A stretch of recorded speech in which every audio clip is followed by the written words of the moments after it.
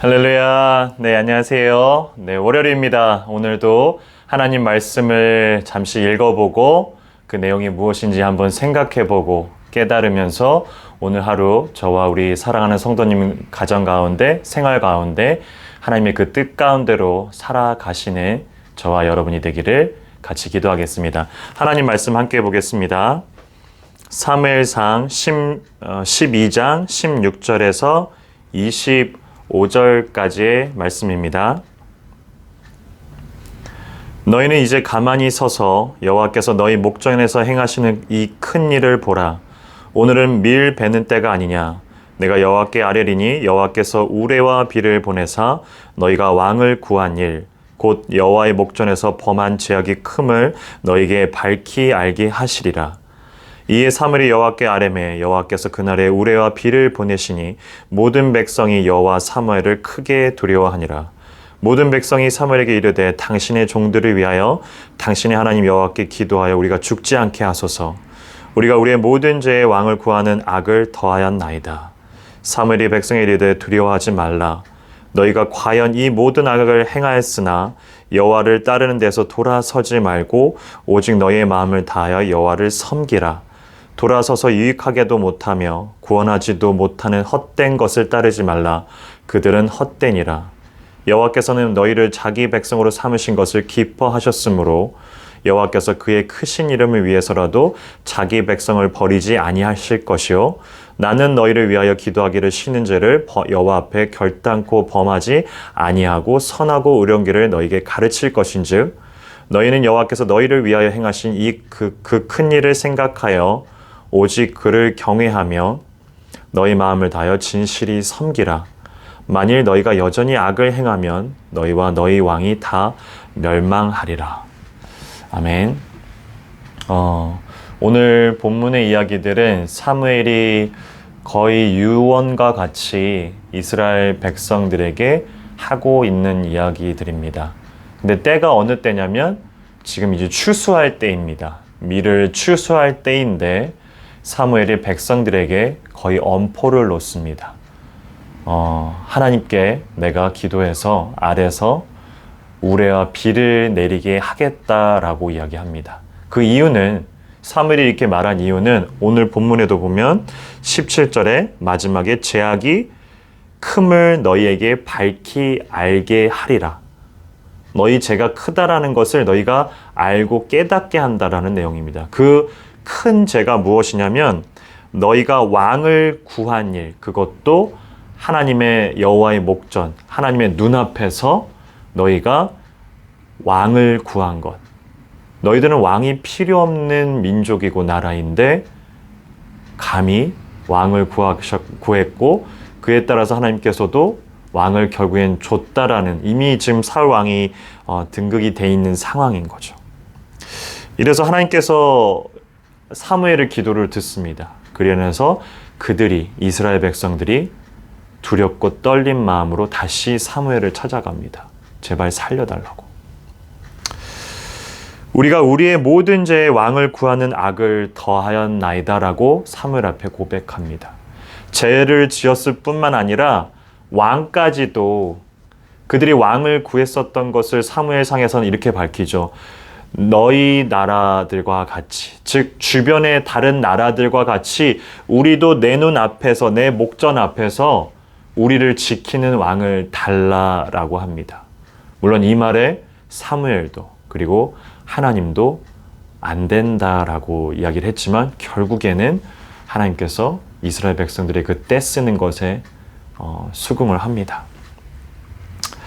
20절에 보면 과연 이 모든 악을 행하였으나 여호와를 따르는 데서 돌아서지 말고 오직 너희 마음을 다하여 여호와를 섬기라. 비록 그들이 악이 너무 커서 그들의 불순종이 그들이 하나님을 등짐이 너무 커서 우레와 비를 때마침 추수할 때 내렸던 하나님이시지만 결코 그것이 끝이 아니라 하나님께서 또 다른 찬스 기회를 주고 계십니다.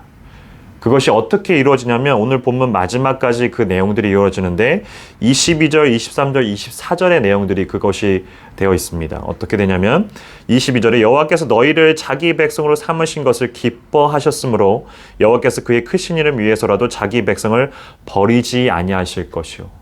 즉 이들이 그러한 악들을 행했음에도 불구하고 하나님의 약속은 내가 지킬 것이다. 너희들이 비록 그러할지더라.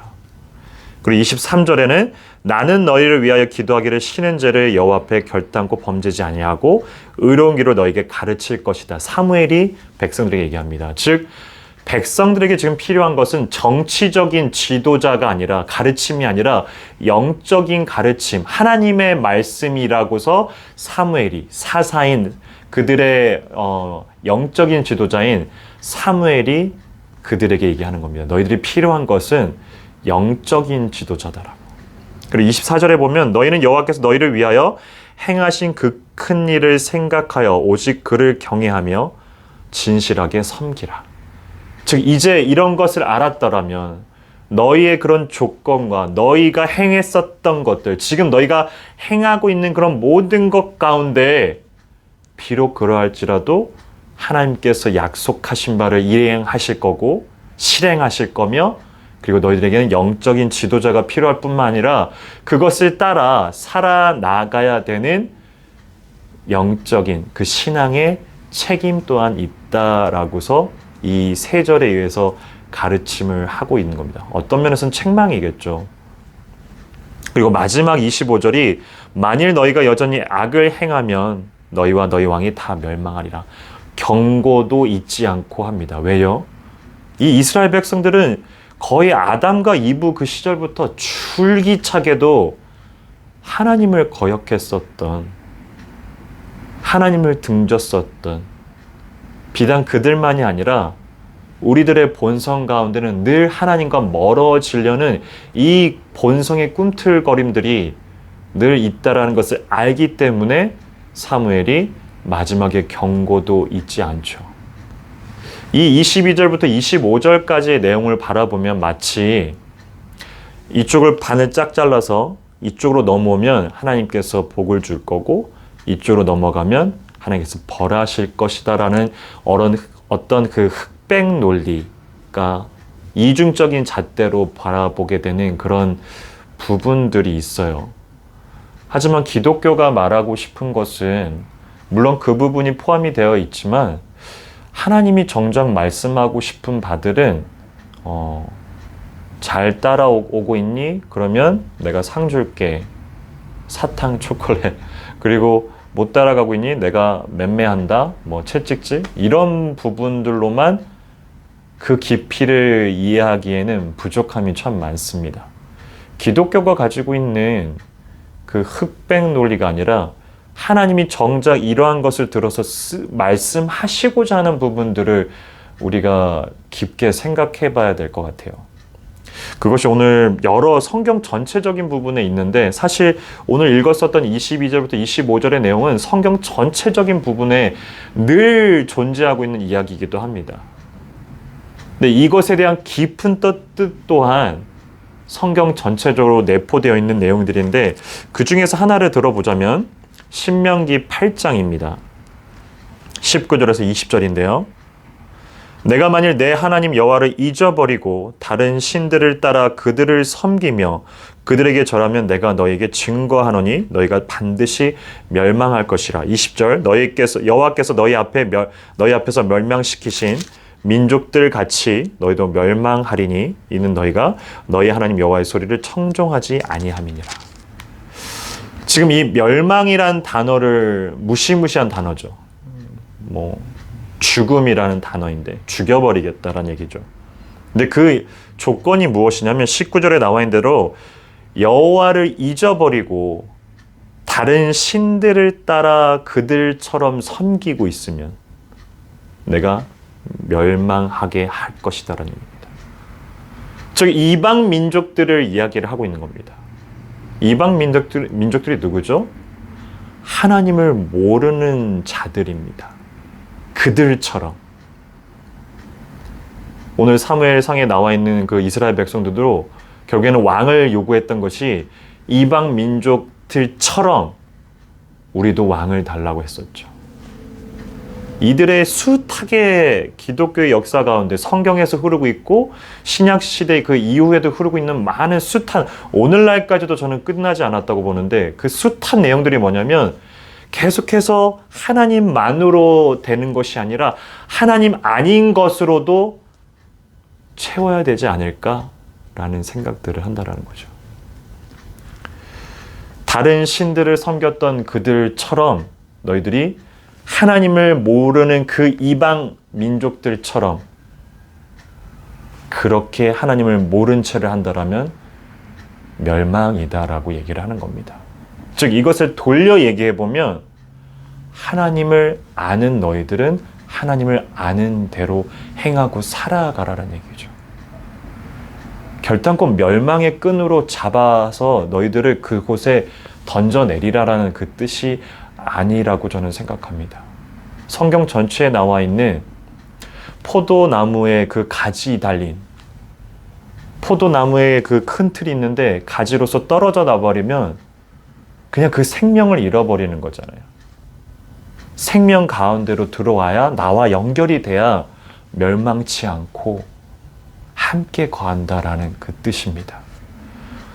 그러기 때문에 이 상벌제가 아니라 결론적으로 하나님의 그 깊은 내막 가운데는 하나님을 모르는 자들처럼 살아가지 말고 하나님을 아는 자들로 살아내 가라는 것입니다. 그것이 하나님의 은혜를 믿음으로 알게 된 우리들이 살아내가야 될 우리의 몫인 겁니다. 같이 기도하겠습니다. 참 좋으신 하나님 아버지, 우리를 세상에서는 그리스도인이라 부릅니다. 그것이 무슨 의미이며 무슨 뜻이냐면 그리스도를 아는 자들, 그리스도가 누구이시고 그가 어떤 것을 하셨으며 예수 그리스도가 우리에게 어떤 은혜를 부어줬는지, 그에 따른 우리의 감사가 무엇인지를 아는 자들이라는 뜻입니다. 하나님, 우리는 하나님을 아는 자들입니다. 결단코 멸망에 이르는 자들이 아닙니다. 하나님의 은혜를 아는 자로 오늘 하루 내가, 그리고 우리가, 그리고 가정 속에서, 세상 속에서 살아나갈 때 은혜의 입은 자로 살아내가게 하여 주시옵소서. 하나님을 더욱더 알아가게 하여 주시옵소서. 감사합니다. 예수님 이름으로 기도합니다. 아멘.